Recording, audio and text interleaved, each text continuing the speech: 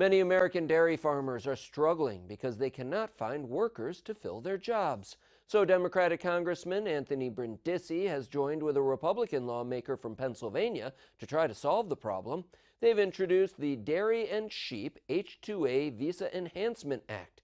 It would add dairy workers to the list of foreign workers eligible for a temporary seasonal work permit.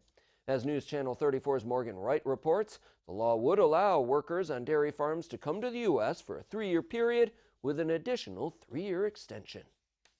First low milk prices, then trade wars battered dairy farmers. Now it's finding people to work on the farms. If they can't find workers, these farms will go out of business. New York Congressman Anthony Brindisi says dairy is one of New York's most important industries. Our dairy farmers will tell you that they rely on a lot of workers who come from Central and South America. But currently, foreign dairy workers cannot receive temporary seasonal work permits because the industry is not considered seasonal. You're milking cows all year long, so a seasonal program is not going to work for dairy.